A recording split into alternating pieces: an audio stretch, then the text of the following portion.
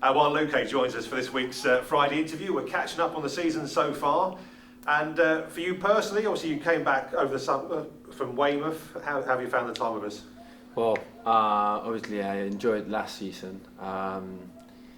It was tough to leave, but obviously it was a hard time because of the league problems, like with the COVID. We didn't know if it was going to carry on or not, and I thought that was the best decision for myself. Obviously it didn't work out as I expected. I also needed a break, I think, from all what Dagenham did to me. It literally like done a little bit. On my mind, I wasn't at the best place. So I had that break, and obviously before that, I just sorted out everything with you, and I'm so happy to be fit. Obviously, everything has gone the right way at the moment. We're near the top, or top. And personally, I'm doing really well. I think the group we have is probably one of the best groups I've ever had in football in my career, and I think we got something special to achieve this season.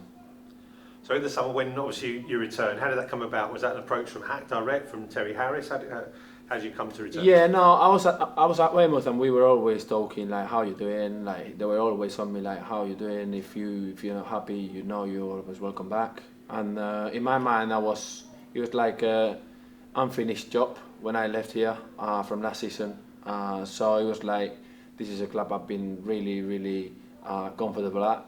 And also there's something with the ground, because nearly every time I play here I score. So it's like, it's easy for me, kind of.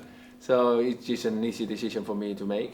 So I wanted to get it done before I went on holiday, so I didn't have any worries about like being in Spain and where am I gonna go, like nothing coming on, or like, you know, I mean, that stress, I didn't want it. So that was good that I could do it before going Spain. And then obviously I had my time off with my family and friends, which was more than needed. I guess that must have been so important, because you know, everyone's got their COVID story, haven't they? But you know, for professional sports people like yourselves, okay, you know, none of us were on the front line of the NHS, for example. We weren't in that position, but it's still a tough time, was it? Because you know, was the games going to happen? Was training going to happen? You know, it's, as you say, that probably that time out did you the world of good. Yeah.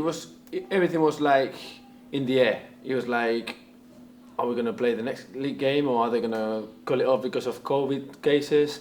And then next week is going to be the same, and next week is going to be the same, and the cases were going up. So it was like, are we training? Are we not training? We've got a COVID case now. We got go 10 days at home. Everyone training because with Zoom calls, and it was a bit like stressful, to be fair. But now seems to be a little bit more established or getting better. Obviously during Christmas it was a little bit higher again, but it seems to come down again. So hopefully by the summer it's going to be gone. I think everyone hopes that, and at least we've got the crowd, which makes such a difference from last season. I can compare it with last season where we were playing with no fans, and I remember the first game here against Hemel with fans. When I was coming out, it was like little tears in my eyes, like of emotion, of like finally this back, like this feeling of like people cheering, and obviously they were at the best and the louder probably when we were coming out. So it was like a massive feeling, and I knew from that day that something special was going to be built in between us, the fans, because everyone wanted to do well, and obviously things are going well, so everything is on the right way at the moment. So we sit roughly at the halfway point of the season now. If you cast your mind back to mid-August through to early January, what would you say were some of your personal highlights during those first few months? Well, obviously, personal highlights is quite, I don't know, obviously on a personal note I would say I'm doing really well. Obviously I've scored 12 goals, 4 assists from the wing is quite good. But yeah, I mean, everyone is doing like really well. Otherwise, we won't be where we are.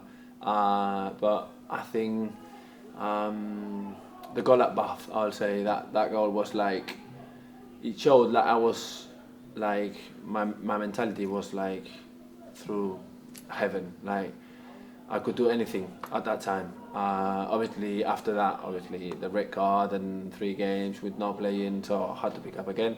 But now we're on the track again, and I think we got a good chance to do something important. Obviously, you're away from home. How important are your management, your teammates, in making you feel welcome and fitting in here in Maidstone? Yeah, of course. I mean, they're my family, literally. I'm so glad that I've got Tony and Anna at home, that they make me feel like home as well. Like, I call them mum and dad, kind of. It's not the same, my mum and dad, but it's the same. And also I got Regan, which is like my little brother.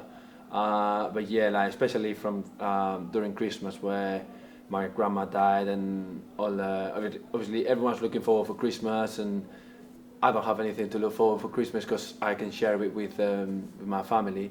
But yeah, they made me feel welcome. Obviously, they made me feel really, really comfortable in the changing room. They made me feel they love, and everyone supported me. Not only my teammates, the fans as well, the club in general. So I can only be appreciated it. And yeah, I mean, everyone in the changing room is really close, and that makes a difference on the pitch as well. So I mentioned the first half of the season. The second half, of course, some busy weeks coming up. What are your hopes and dreams before we get to the first week in May when the season ends? Well, obviously the dream is to be at the last game of the season, celebrating here at home with the fans, the league. But obviously that's only a dream. We had to really work hard for that, and we've got tough weeks coming up. And I think from now to end of February, I'll say that's where end of February is going to say where we are and how high are the chances to complete that dream, I think.